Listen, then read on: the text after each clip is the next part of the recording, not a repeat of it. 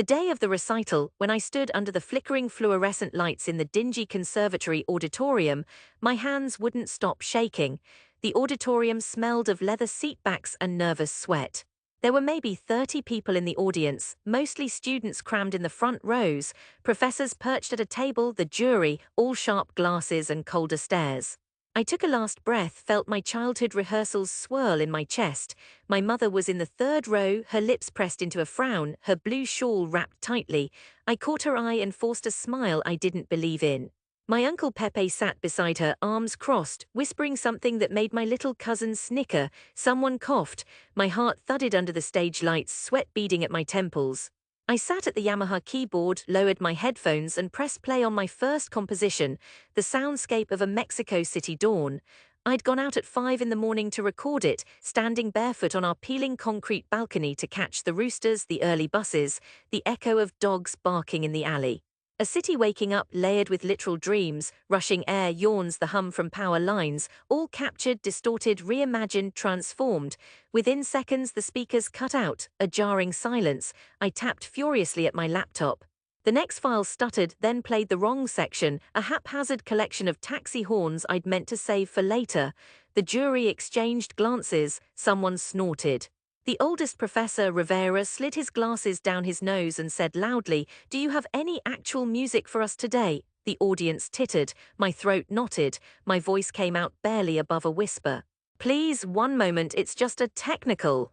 The laptop froze, spinning wheel taunting me, the auditorium stillness pressed in, my stomach tossed. Behind me my little cousin whispered, "Esto es ridiculo," too loud, and laughter rolled out around him. Rivera cleared his throat. "When you remember your lines or your sounds, please return, next." I gathered my things, keeping my gaze down. My playlist, my work, years of stitched together hours, stuck in a machine, unfinished, invisible. My cheeks strung with shame as I stumbled past my mother's silent gaze, through the rows of doubt, and out into the bright, indifferent corridor. In the lobby I heard Pepe's voice rise above the rest. "I told you, sound designer, Pa. What kind of job is that? Should have learned guitar like a normal person." The others laughed, a sharp, brittle sound. I jammed my headphones over my ears and walked out, blinking through the burn. Past the giant mural of Frida and Diego, down the cracked steps, into the electric air of Mexico City, where my dreams felt suddenly irrelevant. The weeks after, I didn't leave my room much. Ma knocked sometimes, gentle but insistent. "He Joe, come eat." I pushed away the door with my foot, headphones pressed tight. My playlist sounded wrong now, everything sounded wrong. My father, calling from Veracruz, said, "Son, study something useful at least as a backup." I scrolled job listings for clerks and call centers, my fingers numb, stomach churning. Rivera emailed. A polite refusal, dense with academic terms, but the message was plain, not good enough. Uncle Pepe leaned over our kitchen table the night after the recital. "Why waste time with noises, Oscar? There are real jobs. You could install air conditioners with me. Honest work, eh?" His eyes were kind, but the tone had already decided I was lost. At Mass, Abuela held my hand and whispered prayers. After, when she asked if I'd apply for the government scholarship again, I mumbled yes, not believing myself. I walked home alone, past street vendors hawking esquites and the thrum of Norteño covers from battered speakers. The city, my city, suddenly felt foreign to me. A week later, Marco, a classmate, texted, "You okay?" I left it on read. I was so tired of explaining. Every time I tried, I heard Pepe's mocking. "Noises are not art." My compositions gathered dust in a hard drive under my bed. Days blurred into months. September rains mellowed to dry winds. My mother's voice grew quiet, weary from worried watching.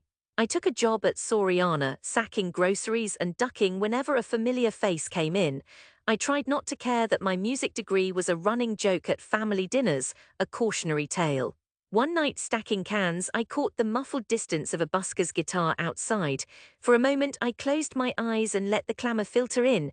People talking over each other, the scrape of a trolley, a burst of laughter, a low rumble from the overpass.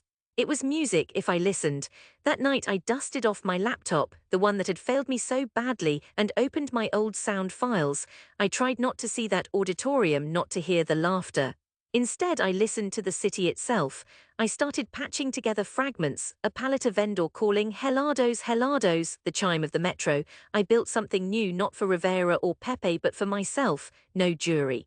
No expectations. For the first time in months, I lost myself in the process. The program crashed twice. The old headphones crackled. It didn't matter. I worked through the night, then the next. By Sunday afternoon, I had something, an audio sketch of city life, gritty and real, with layers twisting around each other like the scents at Mercado, Jamaica. I found work in a different department store, fixing display speakers. An older engineer, Ruben, noticed me humming to the static. "You like to mess with sound, kid?" he asked, eyebrow raised. I hesitated, then played him a piece on my phone. He nodded, smiled, an old man's approval, quiet but honest. "There's a small production studio where my niece works. I'll write you a number, don't blow it." I almost didn't call, afraid it'd end in another door shut. But the next week, trembling, I took the metro across the city to a squat building near Avenida Insurgents. The studio was humble, egg cartons on the walls, battered coffee maker, a battered recording booth, but the air vibrated with possibility. Gaby, the manager, listened to my cityscape while scrolling emails. She paused, looked at me and said, "We need someone for sound effects on a documentary. It's about the street vendors. Can you start?" I said yes before she finished the sentence. My entire world shifted. I learned the clunky software, recorded dogs barking, children chanting in the playground, the anxious chirp of traffic lights for the visually impaired. I fell in love with it, adding layers, finding the heartbeat in the daily grind. I stayed late, edited more than was required. Gaby noticed. Soon, I was helping with short films, animation pilots, a couple of TV jingles. We didn't have the fancy toys, but I had my city. Sometimes I'd go out at night, chasing the rumble of engines over wet pavement, the shouts at a football match, the slow drip from a subway leak. I built whole worlds from scraps.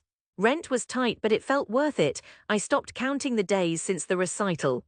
Mom called every Friday. "Are you eating, Hijo?" When Pepe visited, his questions changed from "When are you gonna come back?" to "So you really do work with magazines?" or "It's called a mixing board, Pepe," I'd say, smiling to myself. My confidence grew in careful increments, like a fader creeping up. At Gaby's studio, we sent off reels to indie directors, ad agencies, anyone who'd listen. A big producer from Monterey called about a feature film. I sat sweating in their glassy office, demo reel looping in my pocket. When they handed me the contract, I scribbled my name with shaking fingers. That film won a regional award for sound design. It wasn't the aerial yet, but when the news broke, my mother called half the family, voice thick with pride. Pepe grunted something about luck, but bought me a beer when I visited. The work was never glamorous. Long nights, cheap instant coffee, headphones clamped so tight my ears buzzed for hours. But it was mine. At night, I drifted asleep to the soft noise of the city, believing, if only a little, that I belonged. 6 years later, I returned home. The invitation came unexpected. The National Sound Museum, brand new, glass and steel rising from the chaos of Colonia Roma, was hosting the immersive premiere of my city soundscape. The same project I'd started after that miserable night. Now it had grown, integrated with hundreds of tiny speakers, mapped to rooms and hallways, linked to profiles of real city residents playing through interactive headphones. The museum wrote my name, Oscar C. Herrera, lead sound designer, in glossy letters on every poster. They offered 3 tickets for my family. I hesitated when I called my mother. "Just come if you want," I said, but my voice trembled. She said nothing for a moment, then, "We'll all be there." The day of the opening, I stood inside the echoing white vestibule, heart pounding, palms sweating like before. This time no jury, just guests wandering, listening. My city, no longer just noise but music people came to hear. I'd set up a demo station near the entrance, flanked by crisp white panels. A dozen headphones waited. About halfway through, I recognized their voices. Pepe's laugh, Abuela's caning shuffle, my cousin's nervous giggle. My mother hugged me so tight I could barely breathe. "You look so thin, Oscar, eat something," she said, but with a grin that didn't fade. Pepe sidled in behind, whistling, and blinked up at the fancy display. "So all this is from your computer?" he asked. "From the city," I said. Uncle Pepe smirked, skeptical as always, but his eyes roamed the glowing panels titled Sabors de la Cal, Metro Dreams, Notch Deluvia. My cousin grabbed a pair of headphones, pressed them to his ears. The coordinated sounds, rushing commuters, snatches of street gossip, the building crescendo of a city waking washed over his face. Pepe put on headphones. He stopped talking. I watched his jaw slacken as the world emerged around him. Clattering tamale carts, distant church bells, footsteps on the gritty pavement, he looked up unsure. My sound had swept him somewhere he'd forgotten, the world outside his workshops.